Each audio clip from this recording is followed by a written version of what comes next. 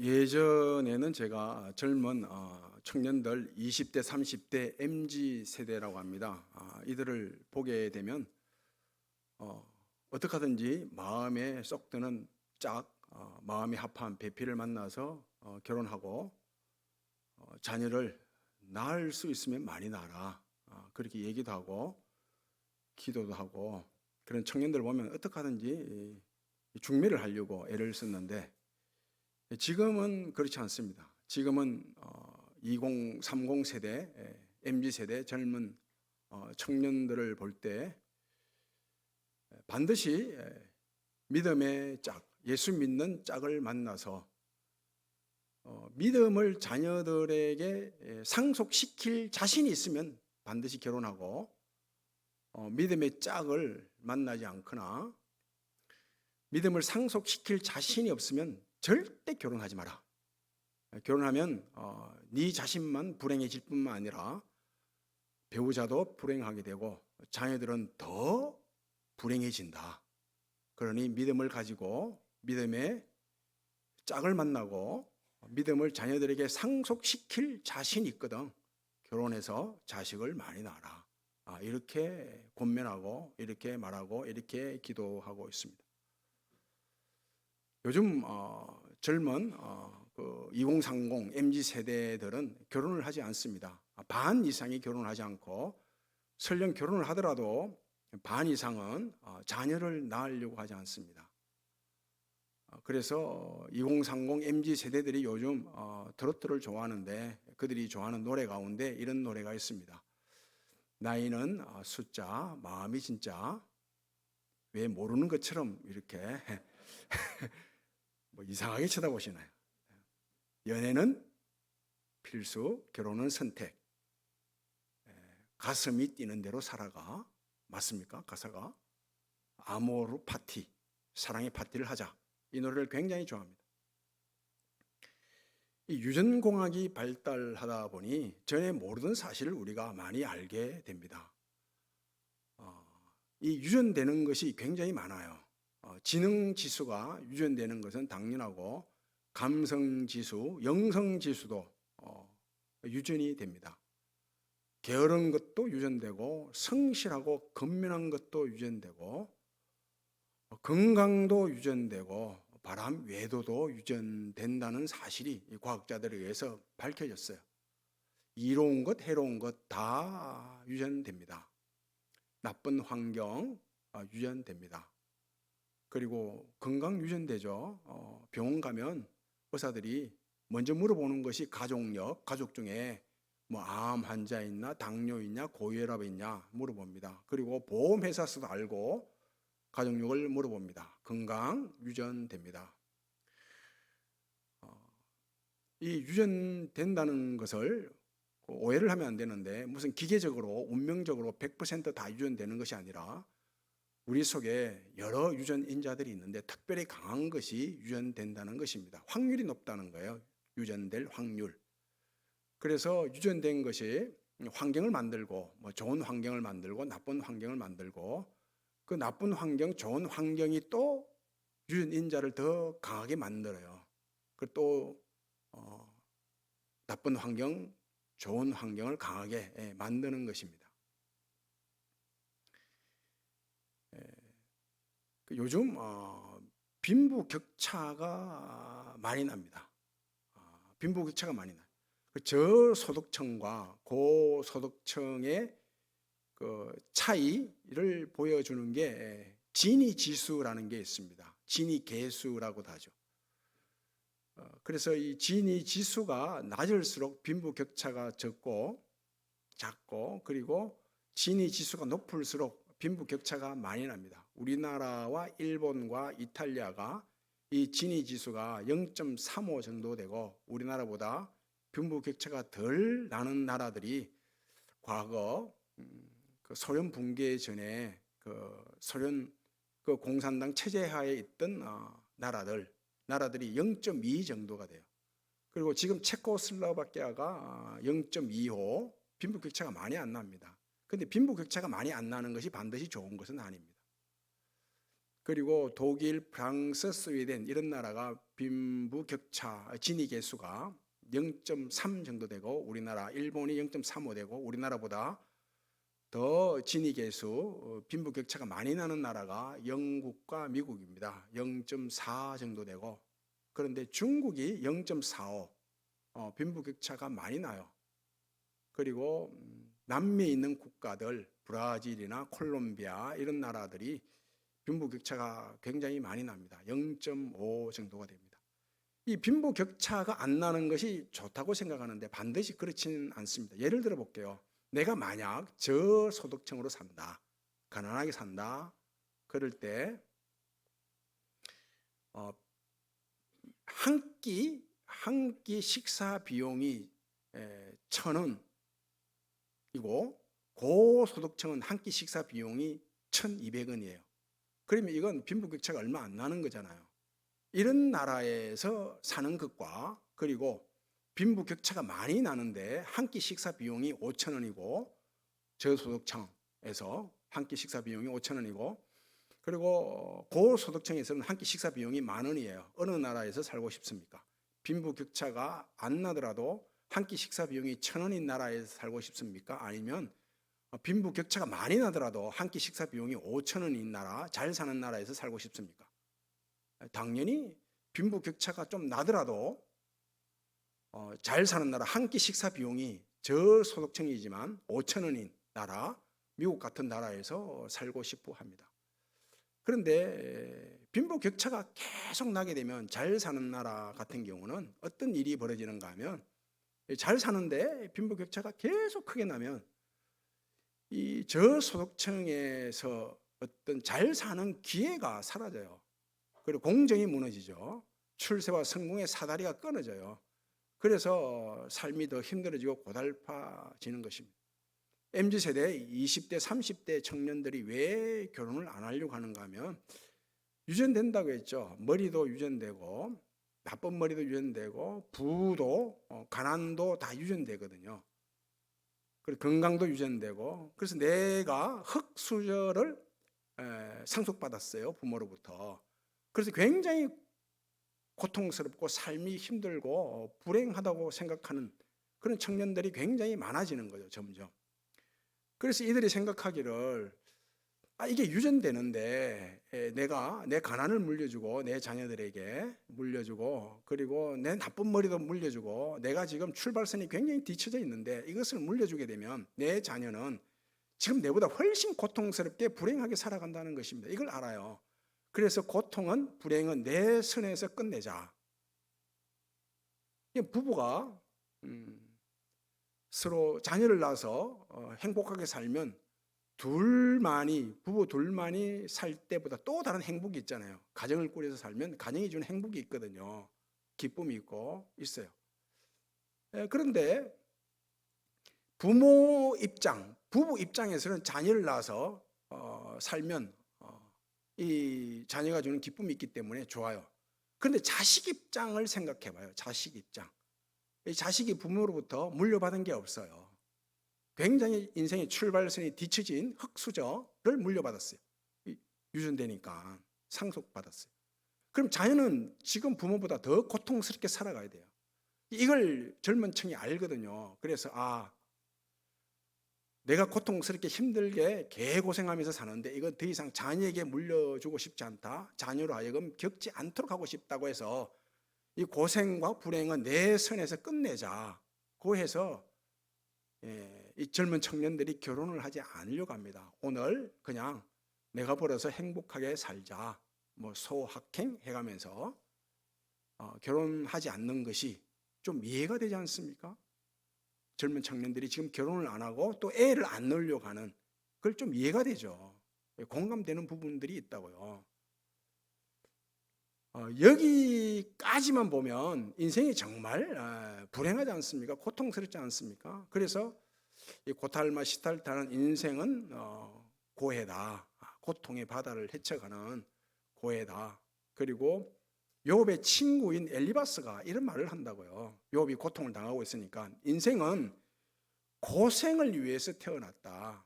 마치 머리 위에 인생이라는 것이 머리 위에 날마다 불꽃이 날아다니는 것 같아.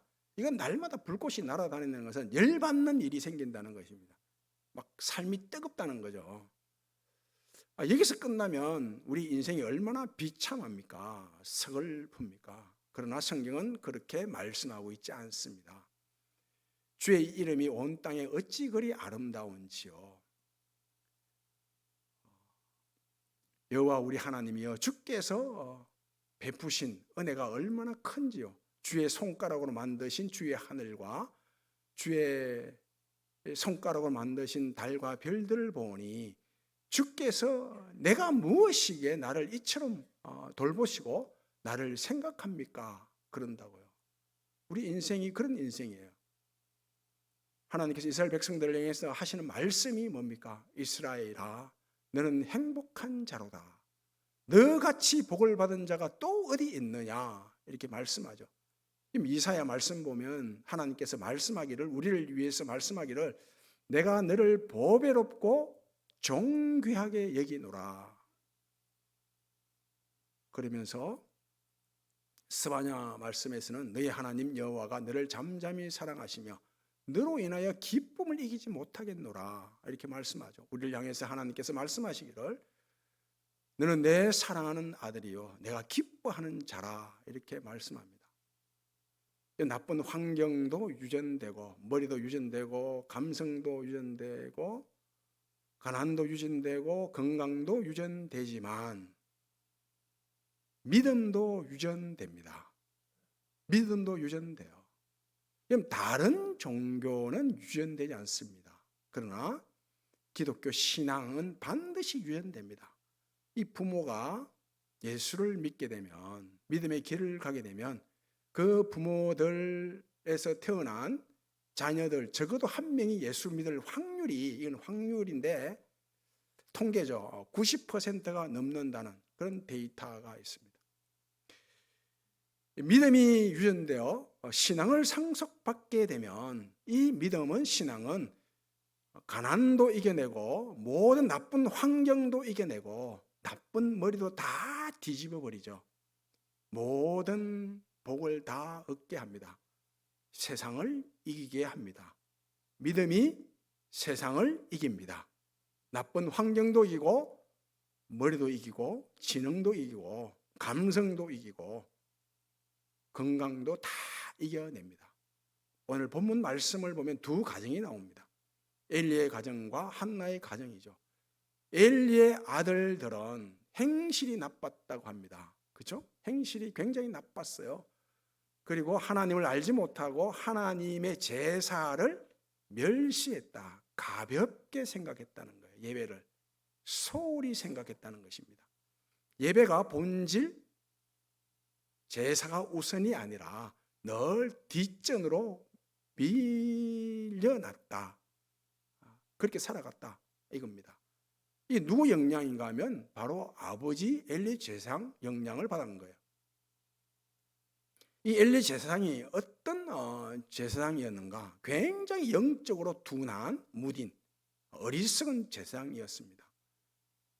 어떻게 알 수 있는가 하면 한나가 자식이 없어서 하나님께 기도를 하지 않습니까? 오래 기도했어요. 한나가 자식이 없어서 굉장히 핍박을 받고 있었는데 그 괴로운 심정을 하나님께 오래도록 다 토해냈다고요. 기도했다고요. 그러자 한나가 성령 충만해집니다. 성령 충만해져요. 이 성령 충만한 한나의 모습을 보고 엘리 제사장이 술을 끊으라, 술 취한 것으로 착각을 한다고요. 제사장이 이러면 안 되잖아요. 술 취한 모습과 성령 충만한 모습을 분간 못하는, 분별 못하는 제사장, 정말 둔하고 어리석은 제사장이죠.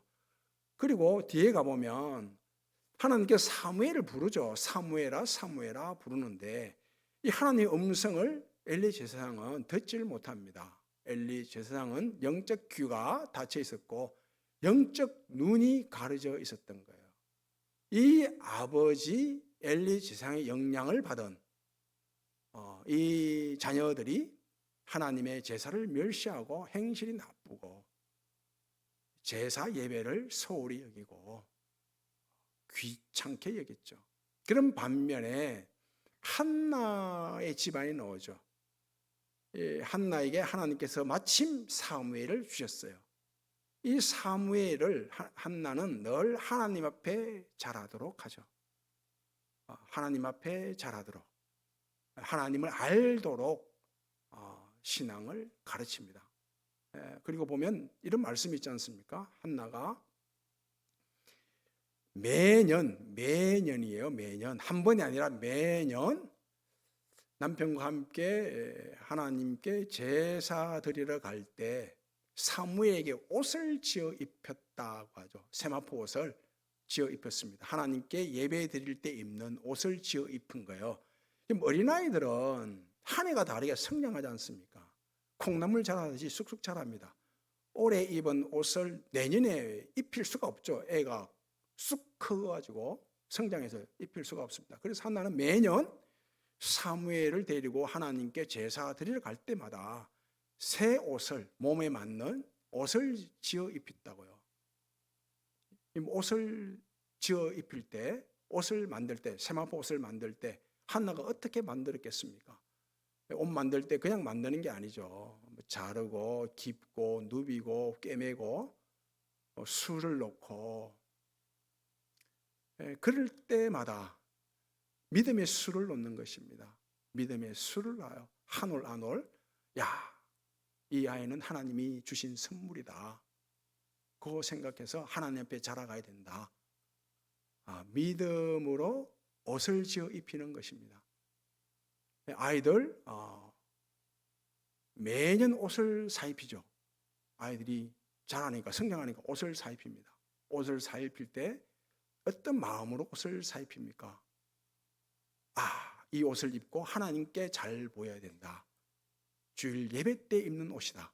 이런 믿음을 가지고 옷을 사 입힙니까? 안 그러면 애가 옷을 사달라고 조르니까, 유행하는 옷이니까, 친구들 유행하는 이 옷, 가방, 신발 다 신고 있으니까 너도 사서 신어야 된다, 입어야 된다, 들고 다녀야 된다, 그럽니까? 옷을 사줄 때, 신발 사주고 가방 사줄 때 하나님께 잘 보여야 된다. 하나님께 예배 드릴 때 입는 옷이다. 이런 믿음 가지고 옷을 사 입히시기를 바랍니다. 그러면 아이가 하나님 앞에 자라게 되죠. 왜 부모의 신앙을 자녀들에게 상속시키지 못하는가, 이 믿음이 유전되지 못하도록 하는가 하면, 부모가 믿음으로 살아가는 것을 본으로 보여주지 못했기 때문입니다. 무엇을 알 수 있는가 하면, 이 부모가 자녀를 키울 때 늘 당장 보상을 요구하거든요. 이 자녀들에게 보상을 요구하게 되면 믿음으로 살아갈 이유가 없습니다. 부모들이. 성경 그 어디에도 자녀를 통해서 보상을 얻어라, 당장 현실적인 보상을 얻어라, 이런 구절은 단 한 구절도 나오지 않습니다. 자녀가 태어난 것이 보상이요, 그리고 부모와 함께 사는 것이 보상이에요. 자녀들을 믿음으로 키워서 양육해서 주는 보상은 하나님이 주십니다. 하나님이 보상 주세요. 상을 주세요. 자녀에게도 하나님이 보상한다고요. 이 자녀를 통해서 보상을 얻으라, 이게 없어요. 그래서 잠언서를 보게 되면 어리석은 부모에 대해서 말씀하는데, 어리석은 부모들은 어떤 부모들인가 하면 자녀를 자랑거리로 여기려고 하는 부모가 어리석은 부모다, 그렇게 말합니다. 그런 반면에 현명하고 지혜로운 부모는 부모 자신이 자녀들의 자랑이 되도록 한다는 거예요. 그 자녀들이 볼 때 우리 부모는 참 자랑스럽다, 이렇게 생각하도록 여기도록 부모가 믿음으로 살아가는 이런 부모가 지혜롭고 현명한 부모라, 그렇게 말합니다. 하나님이 자녀를 우리에게 주실 때는 언제나 손님으로 주시고 보석으로 주십니다. 그 손님이 집에 오면 대접을 잘하잖아요. 손님 대접. 그런데 이 손님이 떠나죠. 그 자식은 언젠가는 떠나게 되는 거예요. 함께 살 동안 사랑으로 충분히 대접하는 거죠. 그리고 보석은 흠이 나면 가치가 떨어져 버려요. 그 잘 가꾸고 다듬을수록, 잘 간수할수록 보석은 시간이 갈수록 값어치가 뛰어난 것입니다. 그 자녀는 부모의 품에 안겨온 보석이에요. 믿음으로, 소망으로, 사랑으로 잘 가꾸어 가면 자식들의 가치는 더 뛰어나게 됩니다. 이 산모 배 속에 있는 태아가 밖으로 나오는, 세상 밖으로 나오는 길을 산도라고 하죠. 이 산도를 통해서 태 안에 있는 태아가, 아이가 세상 나올 때 주먹을 쥐고 나오는데, 이 엄지 이 손가락을 딱 안으로 넣잖아요. 그죠? 이 넣는 이유는 뭐 다른 데 있지 않습니다. 이 펴서 나오면, 이 펴서 나오거나 엄지손가락을 엄지척 하면서 나오면 이 손톱에 의해서 산도가 상처날 염려가 있죠. 상처가 나게 되면, 산도가 상처나게 되면 산모가 위험해질 뿐만 아니라 다음 아이가 태어나질 못합니다. 우리가 살아가는 믿음의 길은 다 산도예요. 산도. 우리의 삶은 상처를 입고 흠이 날 수 있지만 믿음의 길은 상처가 나면 안 됩니다. 그러면 우리의 자녀들이 내 믿음을 따라올 수가 없는 거예요. 다음 세대가 믿음의 세대가 될 수가 없습니다. 그래서 삶은 뭐 상처나고 흠이 생길 수 있지만 믿음의 길만큼은 상처가 나면 안 됩니다. 그 자녀들이 내 믿음의 길을 잘 따라오도록 내 믿음의 길이 상처가 나면 안 됩니다. 그 집에서 애들 키울 때 믿음으로 잘 키우셔야 됩니다. 이를테면 뭐 남성교회나 예전도에서 내 마음에 안 드는 사람이 있을 수 있다고요. 그럼 자녀들에게는 그런 얘기를 하면 안 됩니다. 그 집사, 뭐 그 권사 정말 이상하다, 밉다, 이런 얘기를 하면 안 됩니다. 그러면 믿음이 상처를 받게 돼요. 믿음이. 그럼 자녀가 그걸 보게 되면 믿음의 길 따라 올 수가 없죠. 이 나무가 그렇잖아요. 나무가 어려서 전지 작업, 가지치기를 잘하면 나무가 반듯해지죠. 근데 커서 나무가 다 자라서 가지치기를 하고 반듯하게 나무를 가꾸려고 하면 부러집니다. 교회도 마찬가지예요. 다음 세대, 우리 교회 학교를 어려서부터 믿음으로 잘 양육하게 되면 그 아이들이 반듯한 신앙인으로 성장하게 되죠. 커서는 힘듭니다. 어려워요. 이스라엘 백성들이 가나안 땅에 들어갔어요. 가나안 땅에 들어갔습니다. 들어가서 이방을 다 쫓아내는데 쫓아내지 않고 이방과 한 부족이 함께 살게 되죠. 기본 족속입니다. 이 기본 족속과 함께 살고 있는데 이스라엘 백성들이 애굽 땅에 있을 때는 애굽에 종살이했어요. 종살이했는데 가나안 땅에 들어가서는 이 기본 족속을 물 깃는 자, 나무 패는 자, 종으로 부리게 됩니다. 이 종살이 하다가 늘 식모로 살다가 식모를 부리고 살면 얼마나 편하고 좋습니까? 그래서 이 다음 세대 자녀들에게 이 신앙교육 시키라고 모세가 신신당부를 했거든요. 가나안 땅에 들어가면 먼저는 자녀들에게 신앙교육을 시켜야 된다. 믿음의 본을 보여야 된다. 그래서 정말 신신당부했습니다. 누누이 강조를 했죠. 어디로 가든지 말씀을 먼저 생각하고 묵상하고 말씀을 따라 살아가야 된다.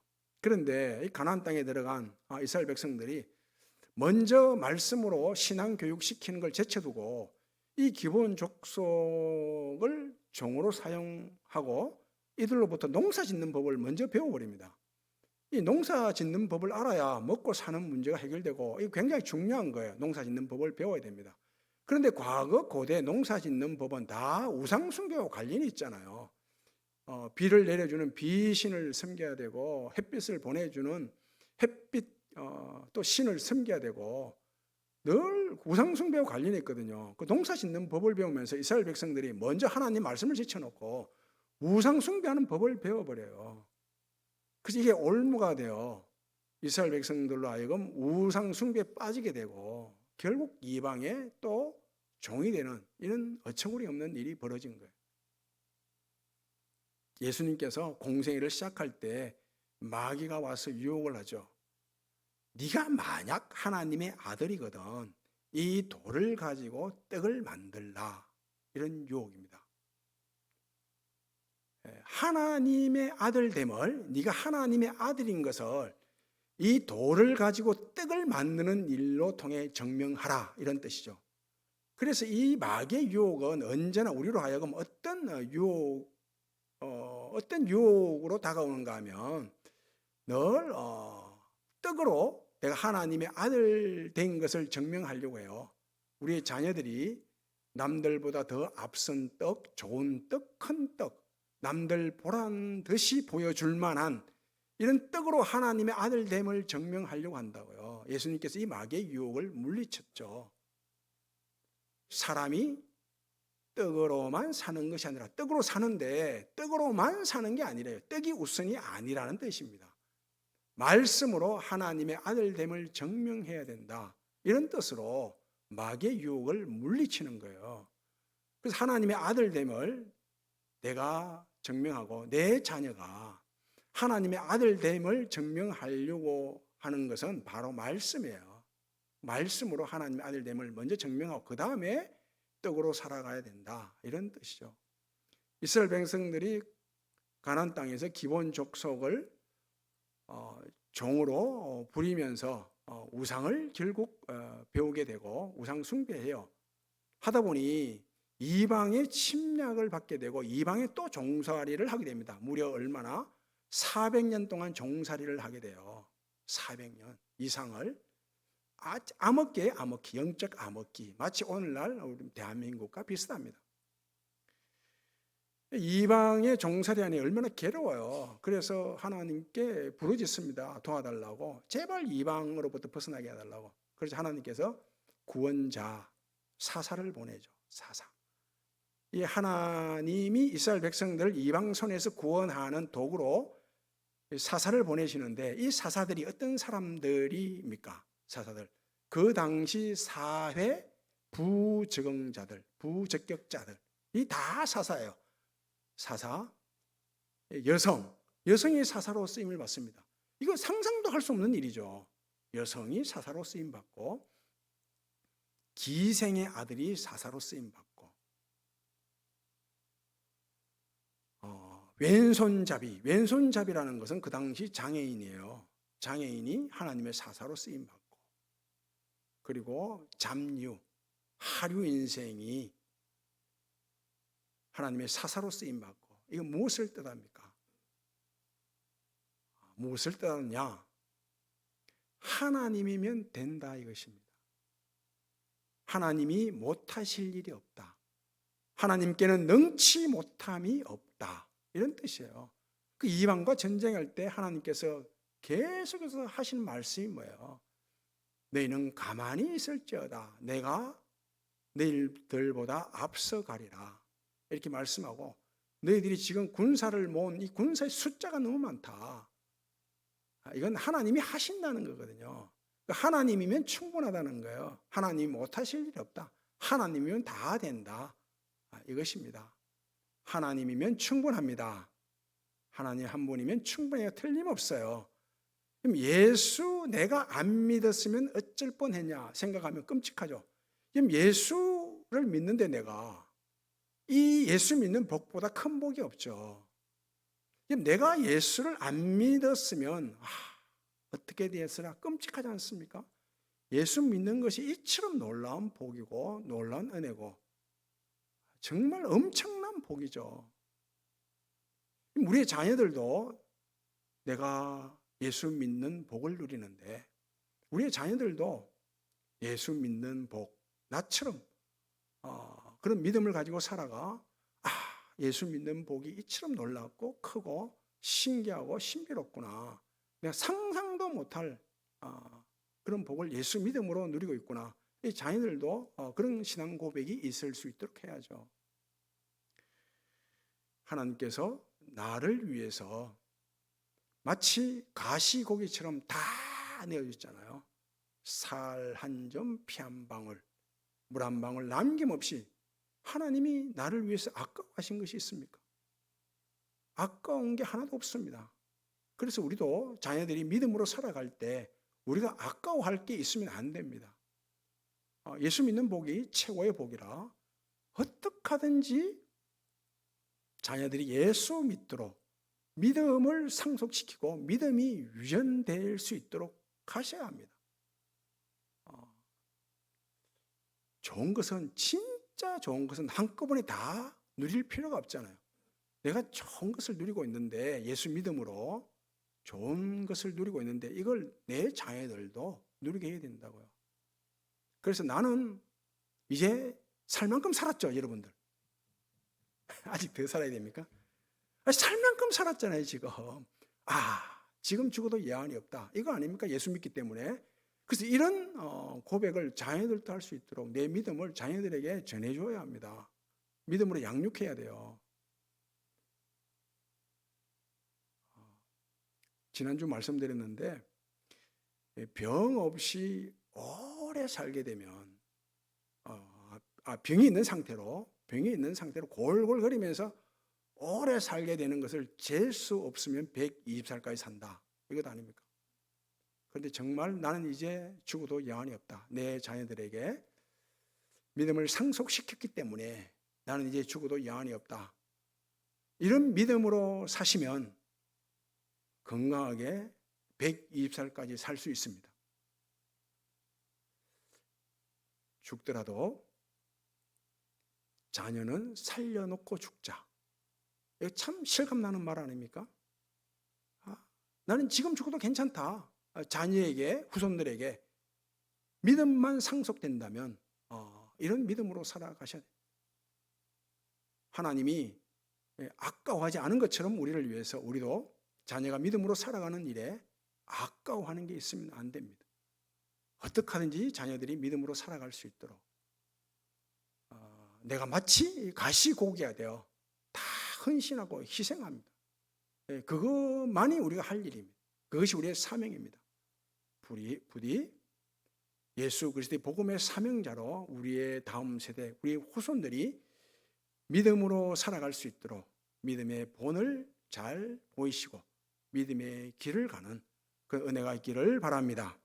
아버지 하나님, 우리가 자녀들이 믿음으로 살아가는 일이라면 정말 못할 일이 없을 정도로 죽어도 여한이 없는 이런 신앙 가지고 자녀들에게 믿음을 다 상속시키는 은혜가 있게 해 주옵소서. 우리의 믿음의 본을 따라 다음 세대 자녀들도 믿음의 길을 잘 따라오는 그런 은총이 있게 해 주옵소서. 예수님 이름으로 기도하옵나이다.